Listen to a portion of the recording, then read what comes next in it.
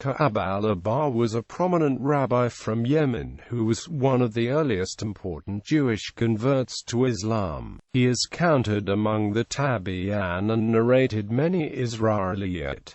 He was an influential figure in the reigns of the Khalifs Umar and Uthman.Associated with the development of the Sunni tradition. Ka'ab's influence is deprecated within the Shia tradition of Islam. Biography. Ka'ab was a Jewish rabbi who moved from Yemen to Bilad al-Sham. He was of the clan of Dura'anadu al-Kila. Ka'ab came to Medina during the time of Umar, where he converted to Islam. He lived there until Uthman's era. Ka'ab did not meet Muhammad. Ka'ab accompanied Khalif Umar in his voyage to Jerusalem. It is reported that when Umar marched into Jerusalem with an army, he asked Ka'ab, "Where do you advise me to build a place of worship?"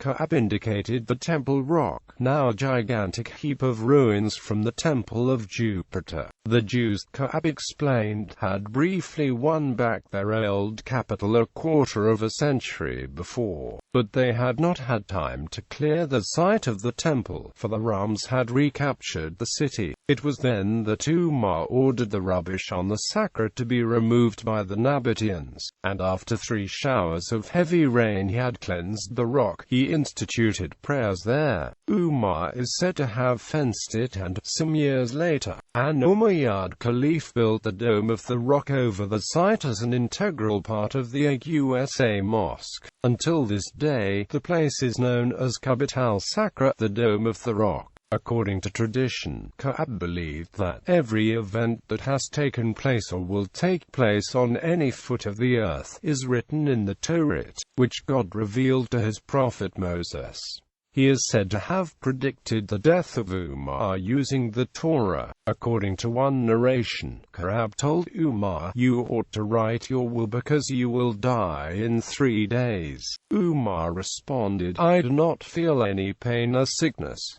Abu Lulu assassinated Umar 2 days later. After Umar's death, Ka'ab went to Syria and became one of Muawiyah's advisors. He died in Hims during the Caliphate of Uthman, said to have been over 100 years of age. Scholarly disputes. Abdallah ibn Abbas disputed a view attributed to Ka'ab that, on the day of the judgment, the sun and the moon will be brought forth like 2 stupefied bulls and thrown to hell. According to al-Tabari, Ibn Abbas responded, "Ka'ab is a liar," 3 times, quoting the Quran that the sun and moon are obedient to Allah. He accused Ka'ab of trying to introduce Jewish myths into Islam. Sunni view. Within the Sunni tradition, Ka'ab is seen as a trustworthy scholar. Ibn Hajar Asqalani, a 14th-century Sunni Shafi'i scholar, wrote,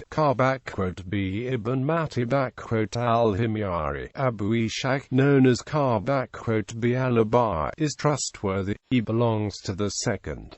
He lived during both Jahiliyyah and Islam. He lived in Yemen before he moved to Sham. He died during the Caliphate of Uthman, exceeding 100 years of age. None of his reports are in al-Bukhari. He has one narration in Muslim from Abu Hurairah from him on the authority of Ali Mash from Abu Salih.